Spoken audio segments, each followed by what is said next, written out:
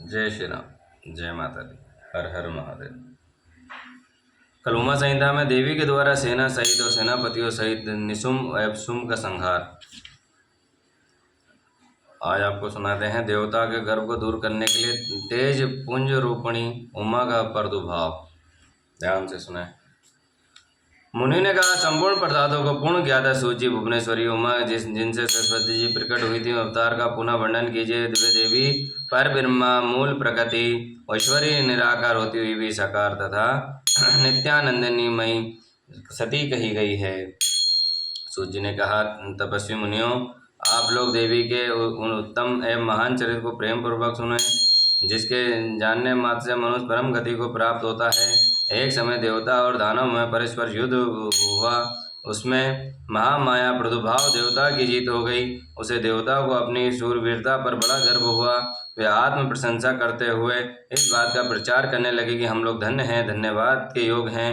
असुर हमारा क्या कर लेंगे। वे लोग हम लोगों का अत्यंत दूसरा प्रभाव देखकर भयभीत हो भाग भाग भाग चलो कहते हुए पाताल लोक में घुस गए।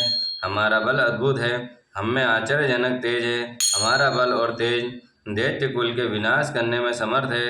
अहो देवता का कैसा सौभाग्य है। इस प्रकार वे जहाँ तहाँ डींग हाँकने लगे।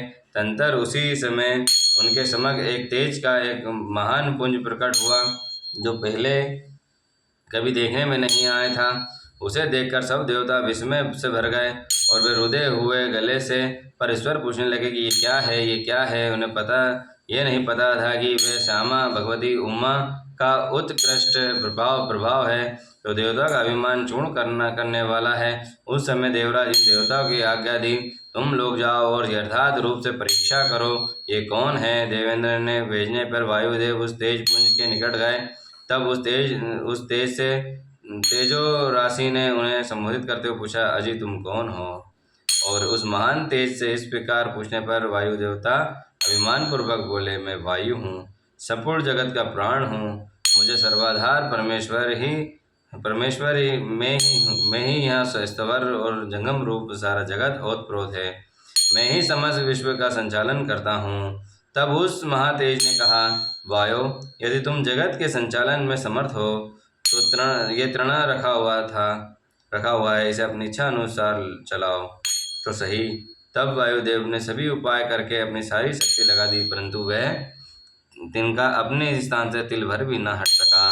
वायुदेव लज्जित हो गए और चुपचाप इंद्र की सभा में लौट आए। अपनी पराजय को वहाँ सारा वृत्तांत उन्होंने सुनाया। वे बोले, देवेंद्र, हम सब लोग झूठे ही हैं, अपने सर्वेश्वर का होने का अभिमान रखते हैं कि किसी छोटी सी वस्तु का भी हम कुछ नहीं कर सकते। तब इंद्र की बारी से समस्त देवता को भेजा, तब वे उसे जानने में समर्थ न हो सके। तब इंद्र स्वयं गए। इंद्र को आते देखकर अत्यंत ही दुसा तेज तत्काल अदृश्य हो गया।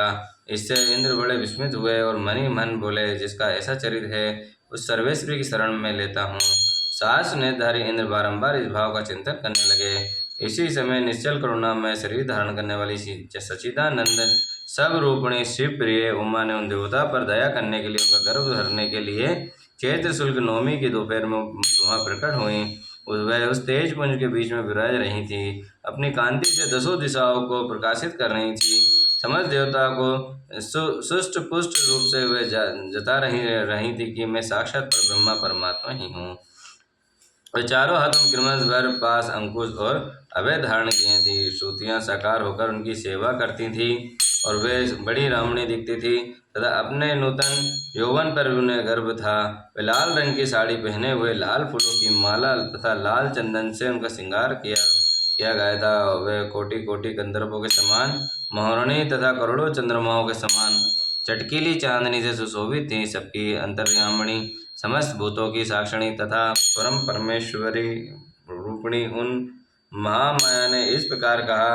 उमा बोली, मैं ही पर ब्रह्मा परम ज्योति और प्राण रूपिणी, प्राण व रूपिणी तथा युगल रूपिणी मैं ही हूँ। मैं ही सब कुछ हूँ, मुझसे भिन्न कोई पदार्थ नहीं है।